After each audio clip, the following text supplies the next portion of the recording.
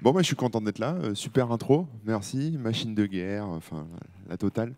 Bon, bah écoutez, je suis ravi. Il n'y a pas de slide, si, c'est bon. Merci de vous être levé aussitôt, parce que parler de cybersécurité à 9 heures du matin, c'est dur. Voilà, donc je suis censé avoir une télécommande, je ne sais pas où elle est, mais... ah, super, elle arrive. Ok, super. Donc aujourd'hui, bah, je vais vous parler de divulgation de vulnérabilité. Je vais vous expliquer un peu en quoi ça consiste et comment faire pour bien gérer les vulnérabilités, la remontée de vulnérabilité dans vos sociétés ou même si vous en trouvez. Je me présente rapidement. Donc, je m'appelle Manuel Dorn, je suis entrepreneur, donc notamment avec Yesouillac, blogueur sur corben.info et auteur. Voilà, on va passer ça rapidement. Je vais vous introduire d'abord sur tout ce qui est risque. Donc ça, c'est des chiffres qui sont extraits d'un rapport d'Accenture, donc voilà, qui date de 2009. Et c'est pour vous montrer un peu le coût de la cybercriminalité, donc le coût en cybersécurité que les entreprises doivent supporter face donc à des criminels qui exploitent les vulnérabilités et qui en tirent profit. Donc en gros, c'est une tendance qui augmente, 67% d'attaques supplémentaires en 5 ans, donc c'est quand même c'est quelque chose qui est en évolution. Pour la France, chaque année, c'est plus 23% de coûts supplémentaires. Et en termes de coût mondial, ça représente 5,2 billions. Alors, je ne savais pas ce que c'était un billion parce que je n'en avais pas sur mon compte en banque. Mais en gros, un billion, c'est 1 million de millions. Voilà. C'est pas un billion à l'américaine, c'est un billion à la française, donc c'est 1 million de millions. Voilà. Les risques cyber pour l'entreprise, ils sont multiples. D'abord, quand vous êtes une boîte et que vous êtes exposé comme tout le monde, mais si vous avez un incident, si vous rencontrez un incident de sécurité, bah, la société peut perdre de l'argent, forcément, c'est ce qui semble le plus logique. Alors, pas forcément se faire voler de l'argent, ça peut arriver aussi, mais en termes de réponse, ça coûte de l'argent. Il faut mobiliser des équipes, il faut mobiliser voilà, des prestataires, il faut communiquer, il y a plein de choses à faire. Ça peut aussi entraîner une perte de confiance de la part de vos clients ou de vos partenaires. Donc c'est quand même quelque chose qui est sensible en termes de réputation. Et justement, réputation, ça concerne aussi les boîtes qui sont cotées en bourse. Il y a eu plusieurs cas de sociétés qui ont eu des incidents de sécurité et qui ont vu leur valeur boursière chuter, beaucoup chuter. Voilà.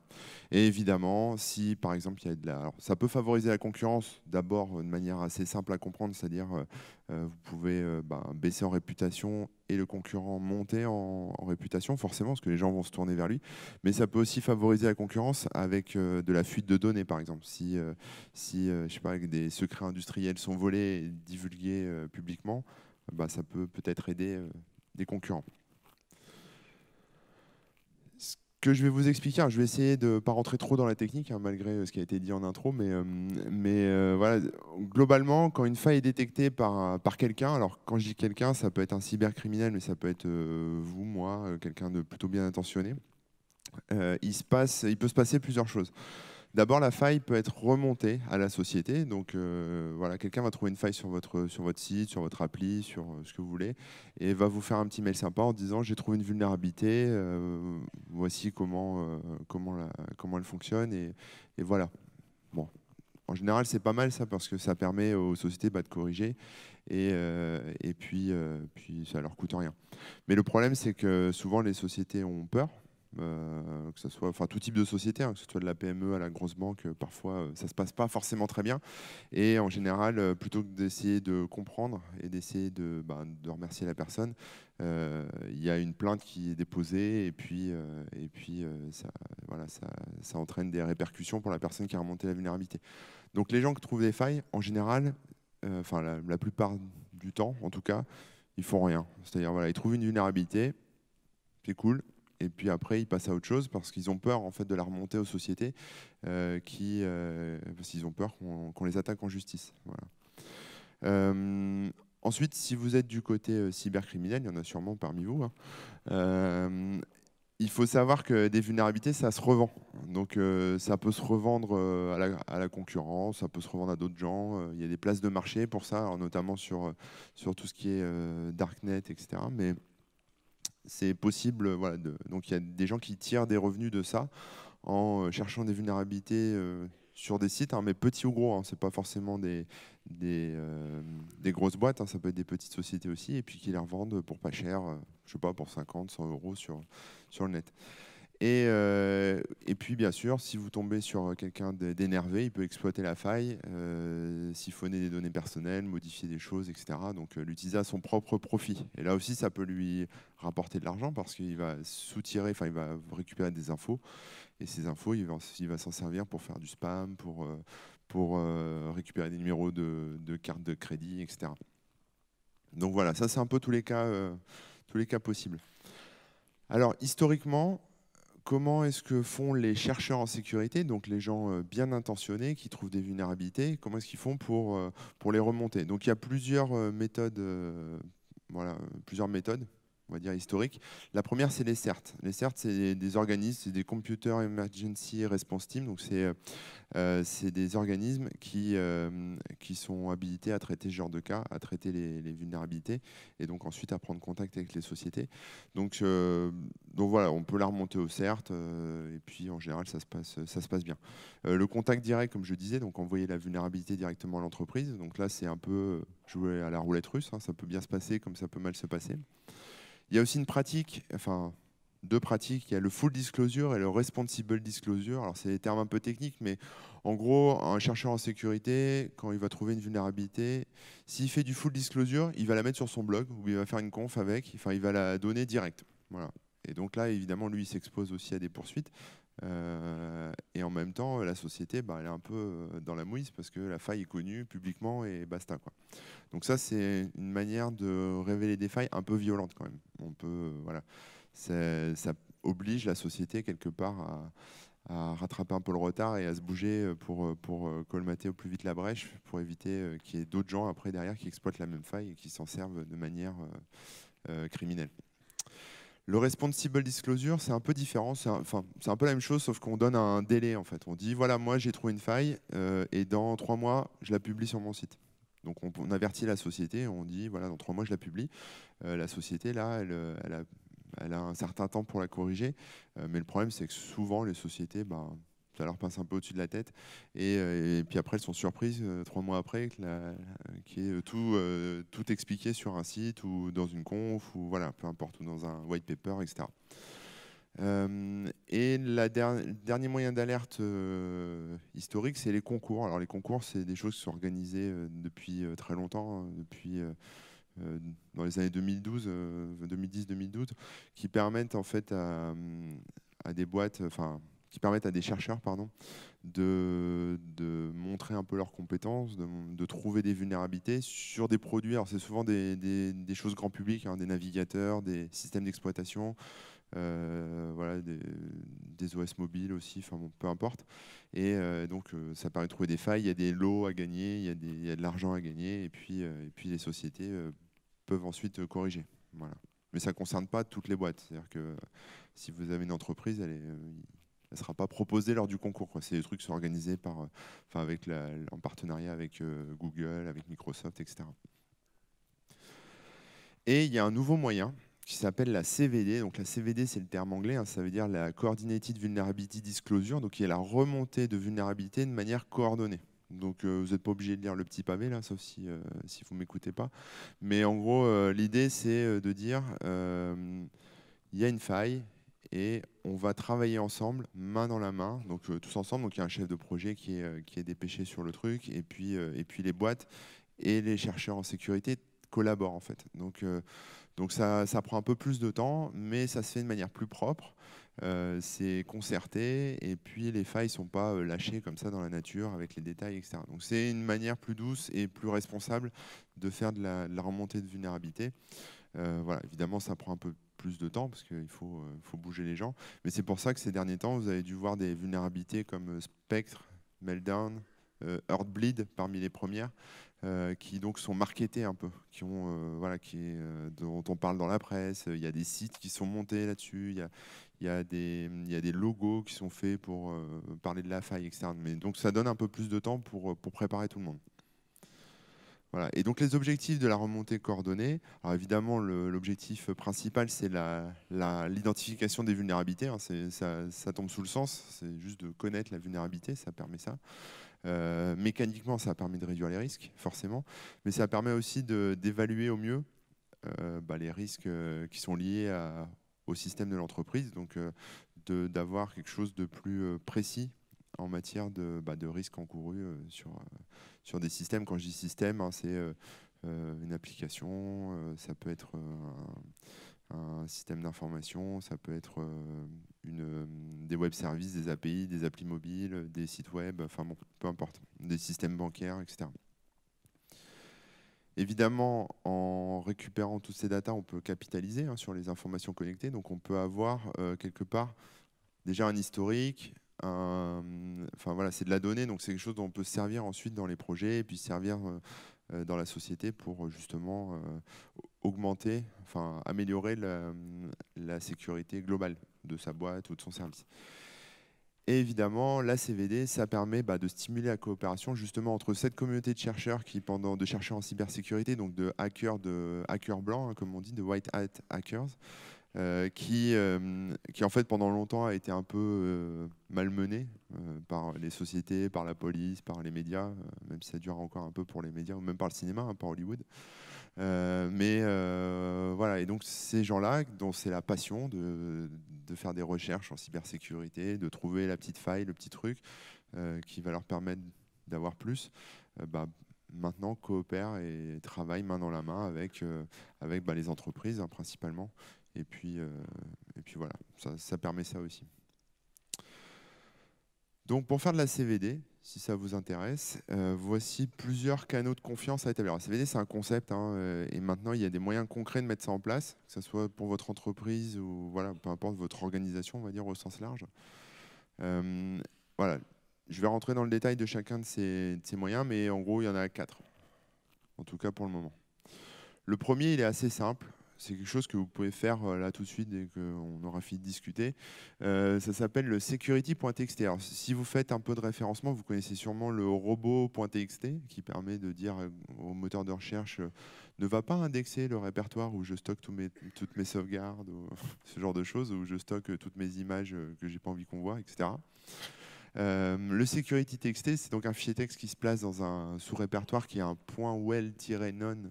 C'est le nom du sous-répertoire. Hein. Ça fait l'objet d'une RFC, donc c'est pas moi qui ai décidé ça, mais voilà, c'est comme ça. Et donc c'est un fichier qu'on place dans ce répertoire et qui en fait indique aux hackers, aux chercheurs en sécurité, ce qu'il faut faire quand ils trouvent une faille. Donc en fait, il y a des infos comme par exemple savoir s'il y a des adresses email à contacter, par exemple contacter le responsable sécurité, des clés de chiffrement pour chiffrer la vulnérabilité, pour justement éviter qu'elle arrive en clair dans la boîte mail de la personne. Il peut y avoir des règles, un peu comme du bug bounty, donc ça je vous expliquerai après, mais des règles de bonne conduite, entre guillemets, de choses à respecter pour remonter une faille. Évidemment, si la boîte embauche aussi des experts en sécu, il peut y avoir des offres d'emploi. Enfin bon, voilà, il y a tout un pattern comme ça à respecter. Et donc, si vous voulez le générer, il faut aller sur securitytxt.org. Il y a 4 champs à remplir et puis vous avez un fichier texte qui est généré et vous pouvez le mettre sur votre serveur. Et ça indiquera en fait aux chercheurs en sécurité qui pourraient passer sur votre site la façon dont il faut procéder pour vous remonter des vulnérabilités. Donc ça, c'est un premier moyen qui est simple, qui ne coûte rien et qui est connu en fait des chercheurs en sécurité, pas du grand public, mais des chercheurs en sécurité et de vous maintenant. Et donc la deuxième approche, c'est aussi tout ce qui est bug bounty. Donc ça, c'est un concept qui a été inventé par Netscape en 1995. Donc l'idée, elle est assez simple, hein. C'est-à-dire que vous avez, par exemple, on va prendre un site web. Vous avez un site web, donc vous définissez un périmètre. Donc c'est un peu les règles du jeu du programme de bug bounty. Vous pouvez dire, par exemple, vous pouvez chercher des failles. Enfin, vous pouvez indiquer aux chercheurs en sécurité, tu as le droit de chercher des failles à tel endroit, mais ne va pas en chercher là. Tu as le droit enfin, si tu trouves des failles de tel type, ça m'intéresse plus que des failles d'un autre genre. Je sais que j'ai un petit souci ici, c'est pas la peine de me la remonter parce qu'on me l'a déjà remonté 5000 fois et voilà, c'est bon. Enfin voilà, en gros, un peu guider un peu le truc, mettre le cadre, poser le cadre et permettre ensuite aux chercheurs en sécurité de gratouiller là-dedans. Et évidemment, si la faille est valide, le chercheur touche une récompense. Voilà. Donc ça permet de la part de la société, hein. Donc ça permet quelque part de mettre à contribution cette communauté et donc de rediriger ces vulnérabilités que vous ne voyez pas en temps normal en tant que société vers vous, donc d'en avoir connaissance. Voilà. Alors, les avantages du bug bounty pour les boîtes, ils sont nombreux. C'est pas, alors, il y a le retour sur les failles, donc ça c'est important parce que historiquement les boîtes, ce qu'elles font, c'est des audits, mais vous pouvez faire un audit de sécurité sur votre système, vous allez le faire au 1er janvier, et puis comme ça coûte très très cher, vous en referez un au 1er janvier de l'année d'après. Le truc, c'est que pendant ce temps-là, vos devs codent, ils poussent en prod pas mal de choses, et pendant ce temps-là, vous êtes un peu, vous faites une petite prière, vous serrez les fesses, vous mettez la tête dans le sable, et puis vous espérez qu'il n'y ait pas de bugs, de régression, de problèmes pendant l'année, quoi. Donc c'est un peu le truc. Donc déjà, le bug bounty, ça permet d'avoir un retour sur ces vulnérabilités, mais ça s'intègre bien dans les cycles de développement agile. Voilà, ce que je disais, c'est vous poussez en prod, vous poussez en prod. Des fois, c'est à peine testé et c'est mis direct en prod. Là, le programme de bug bounty, si vous voulez, c'est comme je veux dire comme un audit, pas vraiment ça, mais comme un audit H24, 7 jours sur 7. Donc ça permet de laisser tourner ça pendant tout le cycle de vie de votre produit, de votre site, de votre application, de votre projet, etc. Évidemment, comme c'est une communauté qui cherche des vulnérabilités, vous avez beaucoup plus de monde dessus. Donc c'est des points de vue différents, c'est des méthodes différentes, c'est des gens différents du monde entier qui n'ont pas la même expérience, qui n'ont pas la même culture, qui n'ont pas la même vision, qui n'ont pas... Voilà. Donc c'est beaucoup plus riche en fait en termes humains. On est vraiment dans de la créativité, hein. Il y a un côté très humain là-dessus. Et donc beaucoup de diversité. Donc ça c'est super, super parce que ça permet d'avoir beaucoup plus de retours sur ces vulnérabilités, sur ces failles. Voilà. Évidemment, comme vous payez qu'au résultat, vous payez à la faille, hein, en tant que société. Donc, si aucune faille n'est trouvée, vous ne payez pas la vulnérabilité aux chercheurs. Donc, ça permet de mieux maîtriser le budget. Voilà, ça marche souvent avec une espèce de cagnotte dans laquelle vous avez pioché pour récompenser les chercheurs. Et puis, s'il n'y a plus d'argent dans la cagnotte, soit vous en remettez, soit votre programme est suspendu le temps de, quoi. Voilà. Mais quelque part, ça évite de claquer X 1000 euros dans une recherche de faille, puis de se retrouver un rapport qui dit qu'il y a une pauvre faille que vous connaissez déjà et qui n'est pas critique et basta, quoi. Donc là, vous payez vraiment au résultat. Et puis, ça permet aussi de communiquer dessus. Donc ça, c'est intéressant parce que vous pouvez quelque part annoncer publiquement, ou pas, hein, c'est en fonction de ce que vous voulez en tant que société, mais annoncer publiquement et dire à la communauté de chercheurs et même à vos clients, moi, la sécurité, c'est important pour moi. Je sais que j'ai des failles, comme tout le monde, hein, c'est pas tabou, on a tous des failles, on peut tous avoir rencontré des incidents de sécurité, mais je n'ai pas peur de ça et je travaille avec une communauté de chercheurs. Et si vous trouvez des failles, vous pouvez me les remonter, je vais vous récompenser, je n'irai pas porter plainte contre vous. Enfin voilà, une espèce de connexion de confiance, de rapport de confiance qui peut s'établir. Et donc vous pouvez communiquer là-dessus aussi. Et puis aussi auprès de vos clients, hein, de dire voilà, nous on est très sérieux sur la sécurité, on est ISO 27001, alors c'est des normes, etc. Mais on fait des audits X fois par an, on a une équipe en interne et on fait aussi du bug bounty, on fait appel à une société à une communauté de hackers, etc. Donc ça peut être intéressant en termes de com. Alors là, je vais parler un peu de la société que j'ai créée avec mes associés en 2000. Yeswaya qui existe depuis 2013, on a créé la boîte en 2015, qui est une plateforme de bug bounty. Donc on est la première communauté européenne d'experts en sécurité, de chercheurs de failles. Il y a plusieurs termes, hein. Ça peut être hunter, chercheur de failles, bug bounty hunter. Enfin bon, c'est en fonction de si vous aimez l'anglais ou le français. L'avantage de cette plateforme, c'est qu'elle est conforme aux lois européennes. Quand je dis ça, c'est notamment pour tout ce qui est paiement, transactions, etc. Vous êtes sûr de ne pas aller financer des gens étranges, etc. Parce qu'on répond aux exigences de l'Europe sur les flux, etc., les flux financiers. on est assez agile aussi là-dessus, c'est-à-dire qu'on peut vous permettre en tant que société de faire du bug bounty privé. Donc, c'est-à-dire que vous faites appel à une partie de la communauté de manière privée, donc c'est pas connu, hein, c'est pas connu du grand public. Vous avez un programme de bug bounty et puis vous pouvez inviter quelques chercheurs dedans et puis au fur et à mesure élargir. Et puis ensuite, si vous êtes super chaud, vous pouvez passer en bug bounty public et donc là l'annoncer au monde entier et puis laisser rouler votre programme comme ça avec l'ensemble de la communauté qui peut potentiellement chercher des failles chez vous. Voilà, la maîtrise du budget, bon, ça j'en ai parlé. Et puis bon, l'accompagnement personnalisé, je suis là si vous avez des questions. En gros, c'est ça, quoi. Un autre outil qui est super pratique pour tout ce qui est remontée de vulnérabilité, c'est l'article 47 et alors, le Cyber Security Act, désolé, hein, il est tôt encore. Qui en fait c'est une loi. Alors l'article 47 c'est une loi pour la République numérique qui en fait a été mis en place donc en France, qui permet de protéger les lanceurs d'alerte. Donc pas forcément les lanceurs d'alerte à la Julian Assange, hein, mais plutôt des gens qui trouvent des failles et qui veulent les remonter, donc faire leur devoir de citoyen, mais sans risquer de poursuite. Mais il y a beaucoup de conditions, quoi. Faut la remonter vite, voilà, faut pas l'avoir exploité, voilà. Donc c'est quelque chose qui est possible aussi de faire et ça passe par l'ANSSI notamment. Mais après, la communauté des chercheurs en sécurité a quand même longtemps été mal considérée par, on va dire, les gouvernements et donc a quand même un peu de mal parfois à faire confiance à des organismes comme l'ANSSI, alors que, bon, enfin, de mon point de vue, il n'y a pas de souci, mais voilà, ça dépend des gens, quoi. D'autres ont plus ou moins confiance. Et après, tout ce qui est, enfin, ce concept-là doit être généralisé en Europe bientôt. Donc, on verra. Après, c'est des discussions au niveau de l'Europe, donc ça avance tout doucement, mais c'est coordonné par l'ENISA, qui, en fait, si vous voulez, l'autorité qui gère un peu la cybersécurité en Europe, quoi. Donc ça, c'est intéressant. Et voilà, ça montre en fait qu'en Europe, il y a une volonté quelque part d'améliorer la sécurité globale de tous, en protégeant à la fois les chercheurs en sécurité et puis les entreprises forcément. Mais voilà, ça bouge un peu, quoi. Pas assez vite à mon goût, mais ça bouge.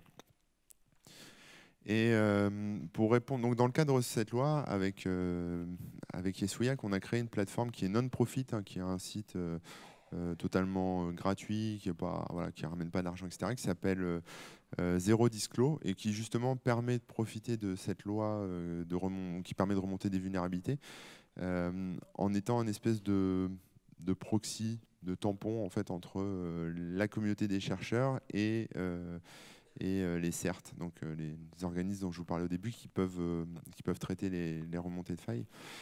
Et donc ce site permet à tout le monde de faire son devoir de citoyen, de remonter une vulnérabilité de manière anonyme ou pas, hein. On peut passer par Tor, etc. Mais c'est pas obligatoire. Vous pouvez mettre votre nom si vous voulez, mais vous n'êtes pas obligé. Donc ça permet à pas mal de chercheurs de remonter des failles de manière anonyme. Et surtout des failles hors périmètre. Parce que quand je parlais de bug bounty, c'est quand même une démarche qui est volontaire de la part d'une société, de mettre en place un programme de bug bounty. Si là, demain, je sais pas, on va prendre une banque française, peu importe, n'a pas de programme de bug bounty, si je trouve une faille dessus, je m'expose au même risque qu'avant, c'est-à-dire la banque pourrait porter plainte. Donc là, avec Zero Disclose, je pourrais remonter la faille de manière anonyme, et puis personne ne saura jamais que c'est moi, et c'est chiffré, c'est sécurisé, et puis après le CERT qui reçoit la faille, donc l'organisme qui reçoit la faille, va ensuite aller discuter avec la banque pour lui indiquer qu'il y a un problème et faire en sorte que tout soit corrigé. Donc c'est aussi un autre moyen intéressant pour la remontée de vulnérabilité. Donc là, je vous ai exposé un peu tous les moyens de remonter des failles. Donc ça, c'est plutôt voilà, c'est quelque chose que vous pouvez mettre en place dans le cadre de vos entreprises. Et puis voilà, c'est un process. Il faut voir ça comme des process, comme des choses à laisser grandir, à installer progressivement. Ça peut se faire tout doucement avec d'abord un petit security TXT, ensuite avec un peu de bug bounty. Évidemment, ça ne remplace pas non plus. Vous pouvez compléter ça avec des audits, vous pouvez avoir une équipe en interne. C'est quelque chose qu'il est important de creuser et de mettre en place parce que, comme je disais, les risques sont toujours plus importants. Et le truc, c'est qu'un incident de sécurité vous coûtera toujours plus cher à traiter après qu'avant. Donc voilà. Et alors, même s'il y a des assurances, ça ne vous sauvera pas une réputation de société. Moi, j'ai vu des startups comme ça mourir totalement parce qu'elles ont eu un seul problème et puis elles ont perdu les quelques clients qu'elles avaient et puis la réputation et puis voilà, puis c'était fini quoi. Donc les grosses boîtes vont toujours plus ou moins s'en tirer, mais les petits, ça peut les fragiliser aussi quoi. Voilà. Et alors évidemment, dans notre joli monde, il y a des choses qui marchent à l'envers de la CVD. Donc la CVD, vous avez compris, c'est quelque chose d'assez vertueux, voilà, qu'on peut mettre en place comme ça, qui permet aux boîtes de travailler main dans la main avec les chercheurs. Mais il y a aussi des gens qui essayent de faire l'inverse. Donc là, je vais vous exposer deux initiatives plutôt contre-productives qui sont intéressantes. Donc il y a la vente de vulnérabilité. Alors c'est un peu comme ce que j'expliquais au début avec les cybercriminels qui vont chercher des failles et les vendre sur le darknet. Sauf que là, c'est parfaitement légal.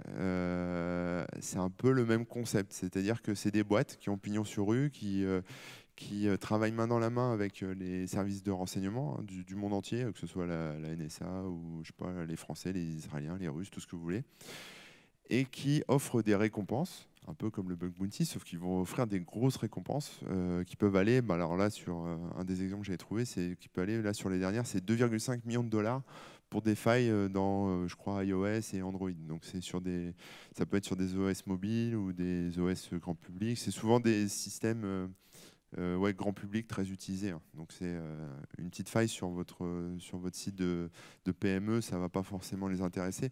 Mais une faille qui va permettre d'accéder à des smartphones à distance ou de récupérer de la data sur des ordinateurs Windows, etc. Tout ça sans bouger de chez soi, ça les intéresse. Et donc, ils récompensent les gens qui trouvent des vulnérabilités.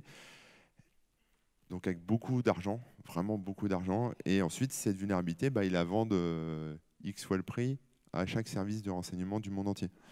Donc c'est un gros business. Évidemment, ils sont tranquilles hein, parce que les services de renseignement ont besoin de ces vulnérabilités pour faire leur boulot. Donc on va pas trop aller les embêter. Mais il y a clairement un objectif offensif derrière. L'idée, c'est d'aller hacker les autres, hein. Si vous connaissez Edward Snowden, regardez un peu ce qu'il a dit sur le sujet, c'est intéressant. Et ça augmente le risque global pour tout le monde, pour les boîtes, pour les particuliers.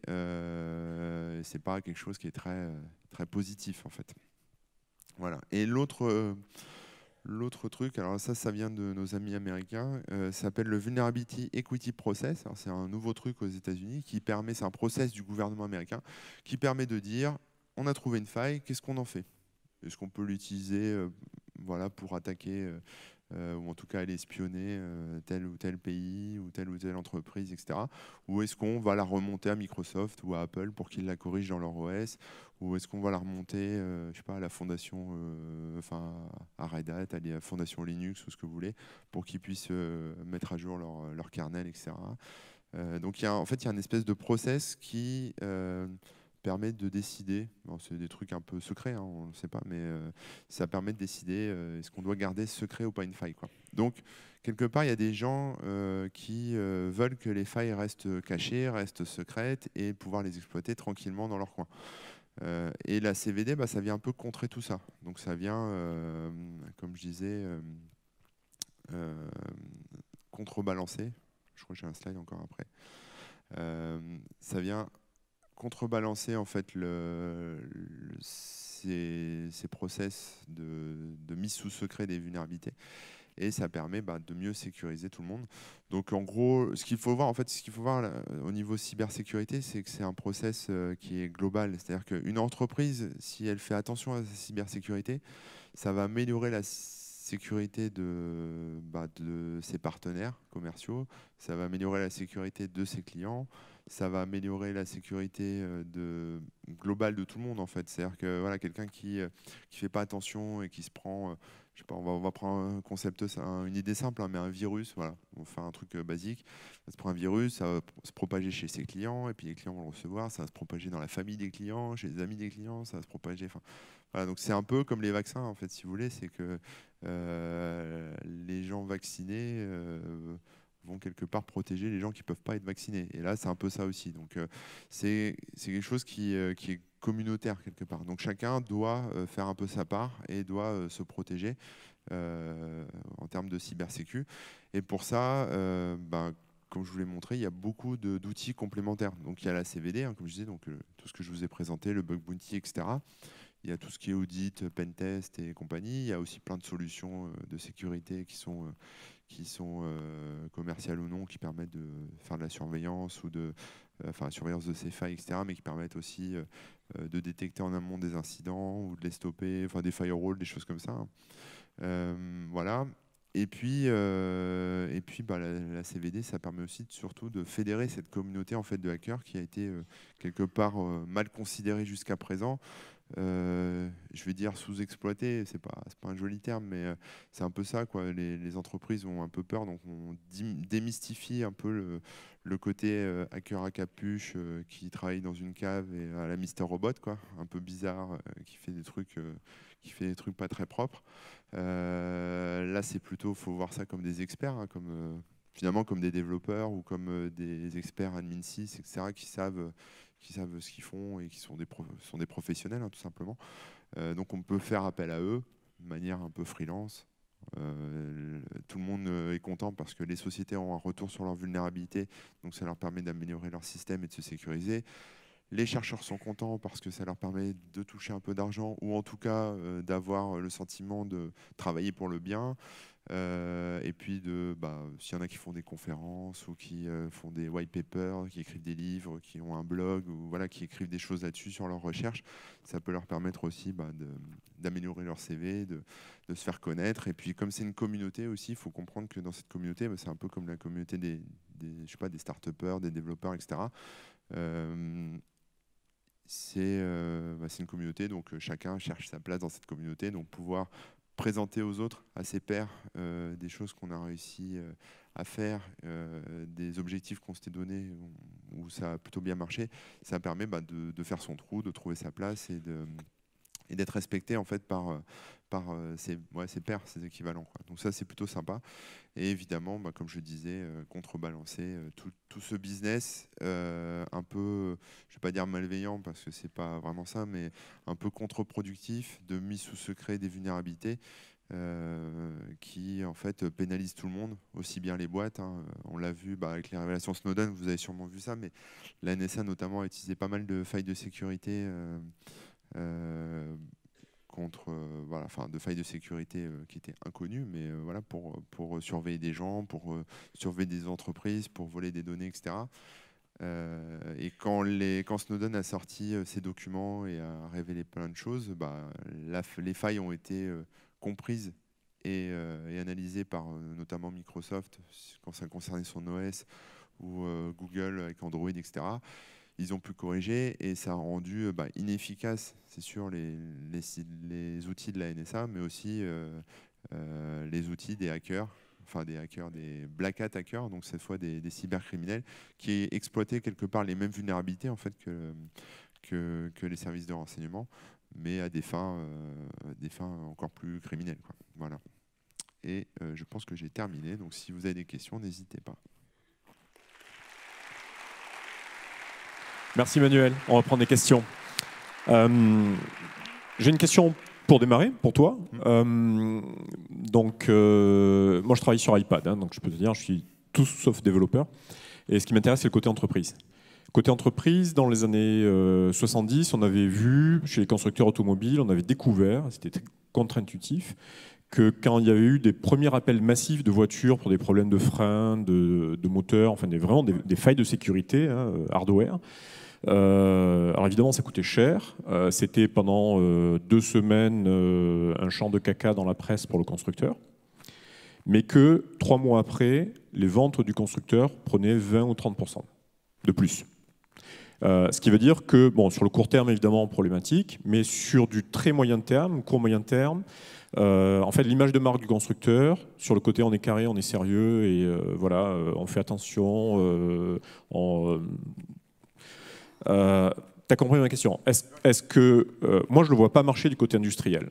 Et tu dis, il n'y a pas de tabou, etc. Bien sûr, dans une communauté de dev, etc., peut-être avec les gens même de la DSI de temps en temps, et encore, j'y crois pas, mais contredis-moi, comment on convainc pour des sociétés qui peuvent être cotées en bourse, pour des sociétés qui sont en train de monter agressivement dans le marché, que divulguer des failles de sécurité et montrer qu'elles travaillent dessus, c'est pas juste se peindre une cible dans le dos et créer des problèmes. Alors en fait, tout le monde est potentiellement une cible. Il y a pas de et petite comme grosse boîte. Souvent, j'ai des startups, enfin des petites boîtes qui me disent, ou même des PME qui me disent, oui, mais moi, je suis pas connu. Si je commence à dire que je veux bien faire un programme de bug bounty, je vais me faire cibler. Mais en fait, tout le monde est ciblé par des bots qui se baladent, qui scannent les sites, par des gens qui ont que ça à faire, enfin qui cherchent des choses, etc.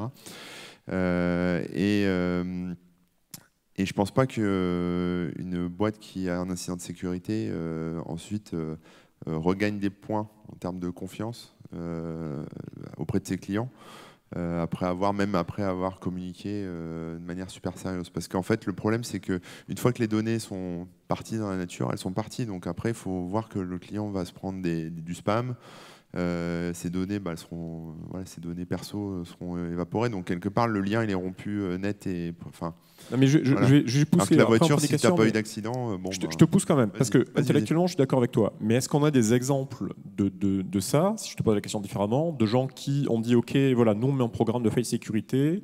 On communique dessus et on se rend compte que 3 mois, 6 mois après, en fait, ça les conforte dans leur marché, ça leur donne un avantage compétitif. Alors moi, je vois ça avec OVH. On bosse avec OVH et OVH, ils ont beaucoup de clients qui vendent des serveurs, enfin ils louent des serveurs, etc. Et donc les clients sont très à cheval sur la sécu. Donc OVH met plein de trucs en place pour la sécu, que ce soit sécurité incendie, dans les baies, etc.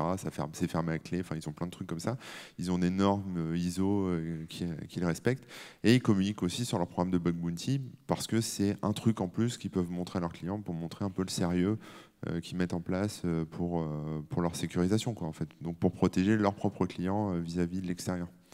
Donc voilà. Après, il y a aussi la CNIL et les CNIL européennes qui tapent sur les doigts maintenant des boîtes, donc avec des amendes qui ont des incidents de sécurité qui concernent des données personnelles. Donc si là demain vous faites voler une base, enfin si votre site se fait trouer mais qu'il n'y a pas de données d'utilisateurs qui s'échappent, quelque part, la CNIL ne va rien vous dire, mais s'il y a des datas perso, des noms, des prénoms, numéro de téléphone, email, numéro de carte de crédit, ce que vous voulez, qui s'échappent, la CNIL peut venir vous coller une grosse amende, quoi. Donc il y a aussi un peu des coups de bâton qui peuvent tomber. D'accord, ok, merci. On prend des questions dans la salle, on a quelques minutes, on a du temps, on va mettre un petit peu de lumière peut-être. On a des micros qui circulent.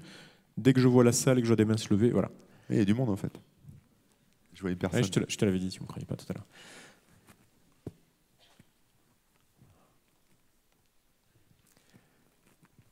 Question compacte, s'il vous plaît, qu'on ait le temps de répondre, d'avoir 2-3 questions derrière.